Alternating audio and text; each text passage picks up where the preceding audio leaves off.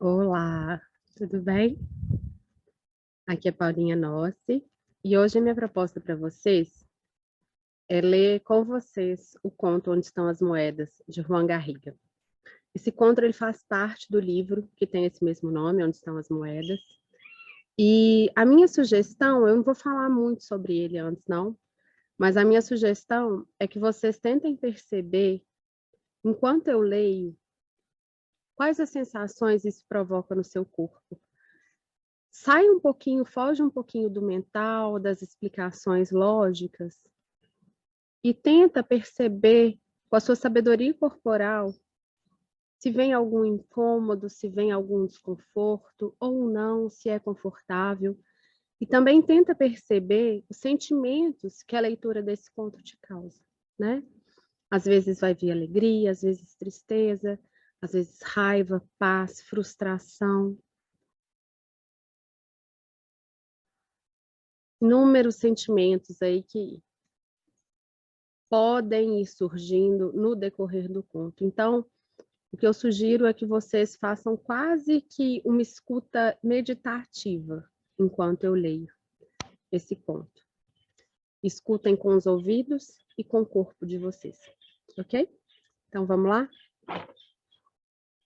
Numa noite qualquer, de uma época qualquer, alguém teve um sonho. Sonhou que recebia algumas moedas das mãos de seus pais. Não sabemos se eram muitas ou poucas, se eram milhares, centenas, uma dezena ou apenas um par. Também desconhecemos o metal de que eram feitas, se ouro, prata, bronze ou talvez até ferro. Enquanto sonhava que seus pais lhe entregavam as moedas, esse indivíduo teve uma sensação de calor em seu peito. Ele foi invadido por uma grande alegria. Ele estava contente, encheu-se de ternura e dormiu serenamente o restante da noite. Na manhã seguinte, quando despertou, a sensação de serenidade e satisfação persistia. Então, ele decidiu caminhar até a casa dos seus pais. Quando ele chegou, olhou-lhes nos olhos e disse: Na noite passada, vocês vieram até mim em sonho e depositaram em minhas mãos algumas moedas. Não me lembro se eram muitas ou poucas. Também não sei de que metal eram feitas, se eram de metal precioso ou não. Não importa, porque me sinto pleno e feliz. E venho lhes dizer: obrigada. Elas são suficientes. São as moedas de que necessito e as que mereço. Assim, eu as tomo com gosto, pois vêm de vocês. Com elas, serei sempre capaz de seguir meu próprio caminho. Ao ouvir isso, os pais, que como todos os pais, se engrandecem por meio do reconhecimento dos filhos, sentiram-se ainda maiores e generosos. Interiormente, sentiram que podiam seguir dando a seu filho, porque a capacidade de receber amplia a grandeza e o desejo de dar. Então disseram: Você é um bom filho. Pode ficar com todas as moedas, pois elas pertencem a você. Pode gastá-las como quiser e não precisa devolvê-las. São seu legado, único e pessoal. Elas são para você. Então, o filho também se sentiu grande e pleno. Descobriu-se completo e rico e pôde em paz deixar a casa dos pais. Na medida em que se afastava, andava com firmeza, com os pés firmes sobre o solo.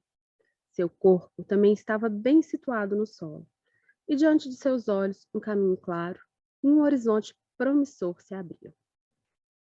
Enquanto percorria o caminho da vida, foi encontrando pessoas diferentes que o acompanhavam durante um trecho, às vezes mais longo, às vezes mais curto.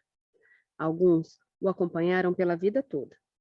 Eram sócios, amigos, companheiros, vizinhos, colaboradores e, inclusive, adversários.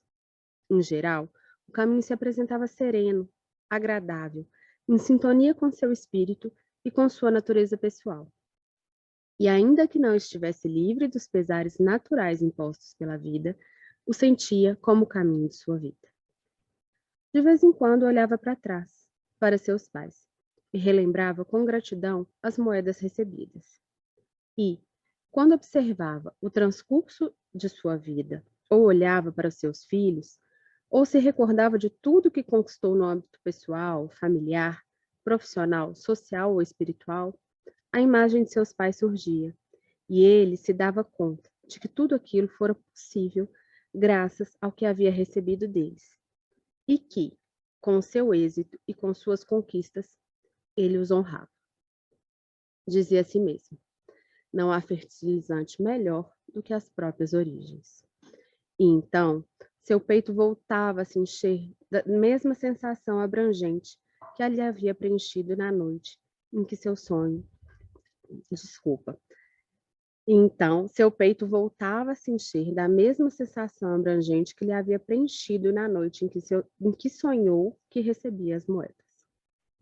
Outra noite qualquer, de um tempo qualquer, outra pessoa teve o mesmo sonho, já que cedo ou tarde, todos chegamos a ter esse mesmo sonho. Vinham seus pais e depositavam algumas moedas em suas mãos. Nesse caso, também não sabemos se eram muitas ou poucas, se eram milhares, centenas ou dezenas, ou apenas um par. Não sabemos de que metal eram feitas, se ouro, prata, bronze ou ferro. Ao sonhar que recebia em suas mãos as moedas de seus pais, a pessoa sentiu um certo incômodo. Sentiu-se invadida por uma amarga inquietude, por uma sensação de tormento e um dilacerante mal-estar. Dormiu o restante da noite, remexendo-se agitado entre os lençóis. Ao despertar, o indivíduo ainda agitado sentiu um incômodo que parecia raiva, mas que também tinha algo de queixa e ressentimento. Sua expressão era de sofrimento e inconformismo. Revoltado e ligeiramente envergonhado, ele decidiu caminhar até a casa de seus pais.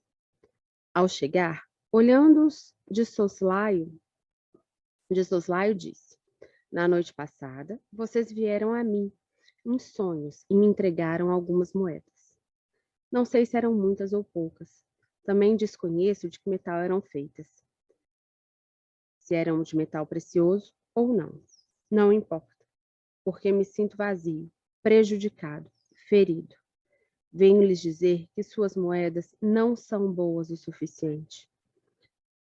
Não são as moedas de que necessito, nem as que mereço, nem as que me correspondem.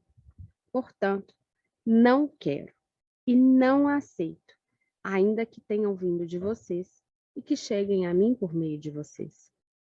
Com elas, meu caminho seria muito duro ou muito triste, e eu não conseguiria ir longe. Caminharei sem as suas moedas.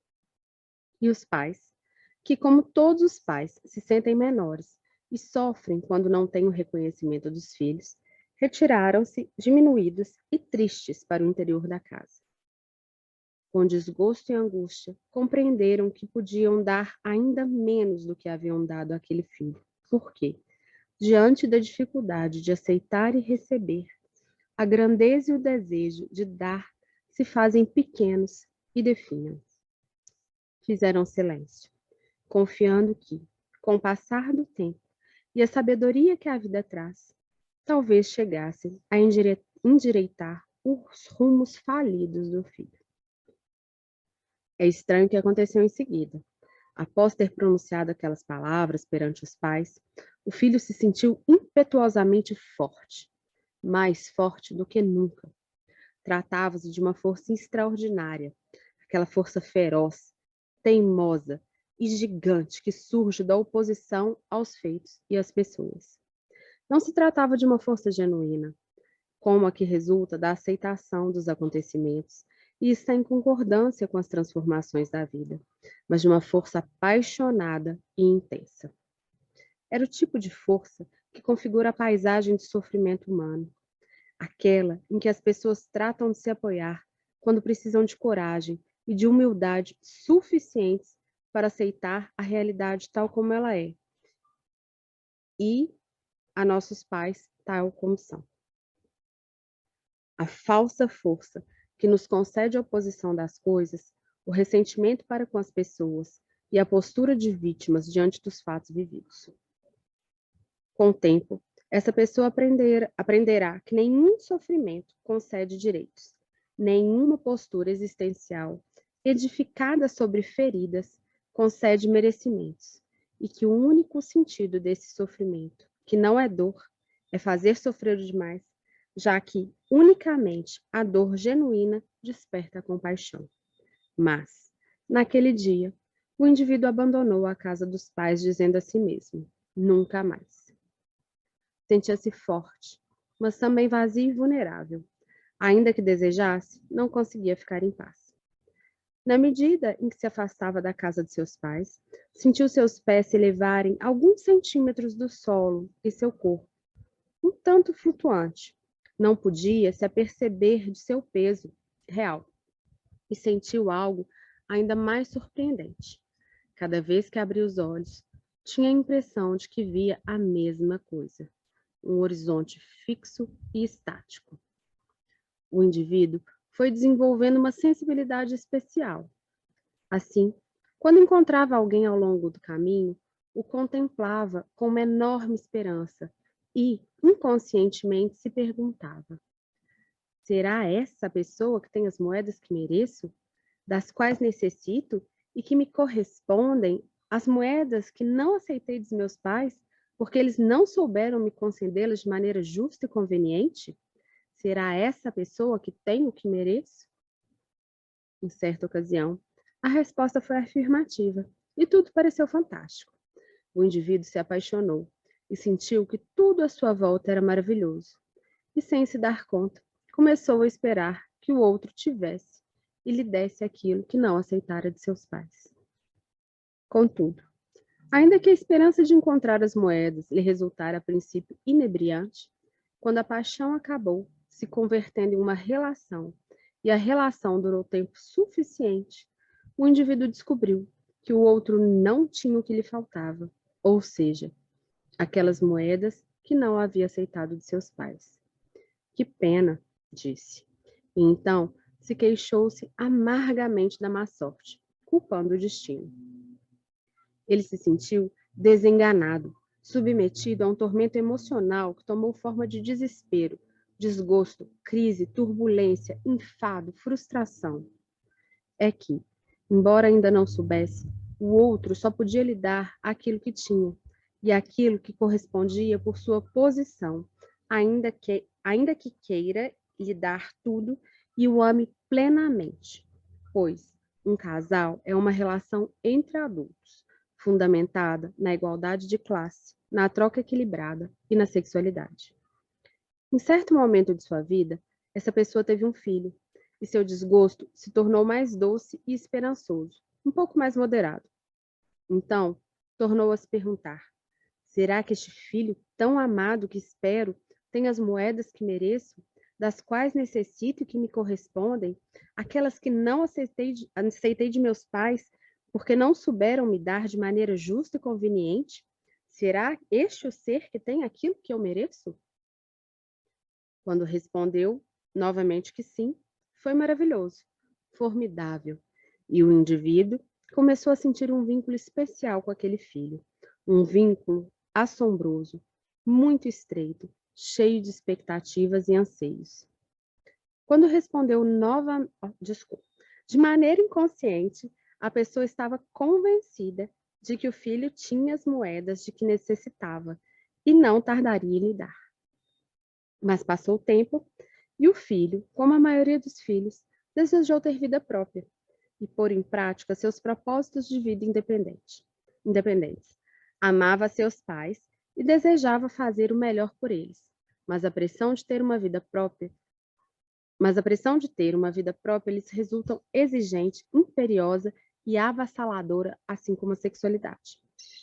Assim, um indivíduo um dia compreendeu que tão pouco o filho tinha as moedas que necessitava, que merecia e que lhe correspondiam. Sentindo-se ainda mais vazio, órfão e mais desorientado que nunca, entrou em crise. Adoeceu. Estava na fase média da vida e se encontrava de uma forma que nenhum argumento já o sustentava, nenhuma razão o acalmava. Sentiu seu interior se quebrar e gritou: socorro! Havia tanta urgência em seu tom de voz. Seu rosto estava tão desfigurado. Nada o acalmava, nada podia confortá-lo. E o que ele fez? Foi a um terapeuta. O terapeuta prontamente o recebeu. Olhou profunda e pausadamente para o indivíduo e disse: Eu não tenho as moedas. O terapeuta viu nos olhos de seu paciente que ele continuava buscando as moedas no lugar errado e que, no fundo, desejava se equivocar mais uma vez. Ele sabia que as pessoas desejam mudar, mas também lhes custa dar o braço a torcer, não tanto por dignidade, mas por teimosia e costume. Mas o terapeuta, que sabia que não tinha as moedas em mãos, pensou: amo e respeito melhor meus pacientes quando também posso fazer o mesmo com seus pais e com a sua realidade, tal como é. Ajudo quando sou amigo das moedas que lhe cabem, quaisquer que sejam. Na realidade, aquele terapeuta já vira muitas pessoas em situações similares e sabia que o paciente e o menino que segue vivendo em seu interior continua amando profundamente seus pais e lhes guarda lealdade, ainda que o ardor das feridas e outras causas lhes impeçam de aceitar suas moedas. É que, nas profundezas da alma, ainda que o filho reprove seus pais, também se identifica com eles. E, quando não pode acolhê-los e amá-los, tampouco consegue amar a si mesmo. Por isso, seu enfoque é o amor a tudo e a todos. Naquela primeira visita, o terapeuta acrescentou: Eu não tenho as moedas, mas sei onde estão. E podemos trabalhar juntos para que também você descubra onde estão e como pegá-las. Então, o terapeuta trabalhou com esse indivíduo e lhe mostrou que durante muitos anos ele tivera um problema de visão, um problema óptico, um problema de perspectiva. Tivera dificuldades para ver claramente, só isso. O terapeuta ajudou a ajustar o foco e a regular seu olhar, a perceber a realidade de outra maneira, a partir de uma perspectiva mais clara, mais centrada e mais aberta aos propósitos da vida. Uma maneira menos dependente dos desejos pessoais do pequeno eu, que sempre tenta nos governar. Um dia, enquanto esperava pelo paciente, o terapeuta pensou que havia chegado o momento de dizer, por fim e claramente, onde estavam as moedas. E nesse mesmo dia, como por encanto, o paciente chegou com uma outra coloração de pele. As feições de seu rosto haviam se suavizado. E ele disse: Eu sei onde estão as moedas. Elas continuam com meus pais. Primeiro soluçou. Em seguida, chorou abertamente. Depois veio o alívio, a paz e a sensação de calor no peito, por fim. Então, dirigiu-se novamente, como anos atrás, à casa de seus pais. Quando ali chegou, olhou-lhes nos olhos e disse: Durante todos esses anos, eu tive um problema de visão, uma perspectiva ilusória. Eu não via claramente. Eu sinto muito. Agora eu posso ver. E venho dizer-lhes que aquelas moedas que recebi de vocês em sonhos são as melhores moedas possíveis para mim. Elas são suficientes e me correspondem. São as moedas que mereço e são adequadas para que eu possa seguir adiante. Venho lhes agradecer e as aceito com gosto, porque vêm de vocês e com elas posso seguir trilhando meu próprio caminho. Então, os pais, que como todos os pais, se engrandecem pelo reconhecimento dos filhos, voltaram a florescer. E o amor e a generosidade fluíram novamente com facilidade. O filho voltava a ser filho plenamente, porque era capaz de aceitá-los. Os pais, sorridentes, o olharam com ternura e responderam: É um bom filho. Pode ficar com todas as moedas, pois lhe pertencem. Pode gastá-las como quiser, e não é preciso devolvê-las. São o seu legado, único e pessoal para você. pode ter uma vida plena. Então, o filho também sentiu, então o filho também sentiu grande e pleno. Percebeu-se completo e rico e pôde, por fim, deixar em paz a casa dos pais. À medida que se afastava, sentiu seus pés firmes pisando intensamente no chão, seu corpo também assentado na terra e os olhos voltados para um caminho claro, um horizonte promissor. Também sentiu algo estranho, perder a força impetuosa que se alimentava do ressentimento, do vitimismo e do excesso de conformismo. Mas agora ele tinha uma força simples e tranquila, uma força natural. Percorrendo o caminho que restava de sua vida, encontrou outras pessoas com as quais caminhou lado a lado, como acompanhante durante um trecho, às vezes longo, às vezes curto, outras para sempre. Sócios, amigos, casais, vizinhos, companheiros, colaboradores, inclusive adversários. Em geral, seu caminho foi sereno, prazeroso, em sintonia com seu espírito e com sua natureza pessoal. Tampouco esteve isento dos pesares naturais impostos pela vida, mas sentia que aquele sim era o caminho de sua vida. Um dia, se aproximou da pessoa pela qual havia se apaixonado, crendo que ela tinha as moedas e disse: durante muito tempo, eu tive um problema de visão. E agora que enxergo claramente, eu lhe digo: eu sinto muito. Esperei demais dessa relação. Foram demasiadas as minhas expectativas e sei que isso foi uma carga muito pesada para você. E agora a assumo. Eu tomo consciência e a libero. Assim, o amor que tivemos pode seguir fluindo. Eu agradeço. Agora tenho as minhas próprias moedas. Em outro momento, foi até seu filho e disse: você pode aceitar todas as minhas moedas, porque eu sou uma pessoa rica e completa. Agora, já peguei as minhas de meus pais. Então, o filho se tranquilizou, se fez pequeno em respeito a ele e se sentiu livre para seguir seu próprio caminho e aceitar suas próprias moedas. Ao fim de seu longo caminho, o indivíduo se deteve a repassar a vida vivida, o amado e o sofrido, o construído e o danificado. A tudo e a todos conseguiu dar um bom lugar em sua alma. Acolheu a todos com doçura e pensou: tudo tem sua hora na vida. A hora de chegar, a hora de permanecer e a hora de partir. Uma metade da vida é para subir a montanha e gritar aos quatro ventos: eu existo! E a outra metade é para o declínio até o vazio, onde tudo é desprender-se e alegrar-se e celebrar. A vida tem seus assuntos e seus ritmos, sem deixar de ser o sonho que sonhamos. Um abraço apertado em todos vocês. Se quiserem me contar um pouquinho, né, das sensações que vieram aí, dos sentimentos que surgiram, quiserem conversar a respeito desse conto, eu vou adorar bater esse papo com vocês, tá bom? Um beijo carinhoso no coração de cada um. E obrigada pela companhia.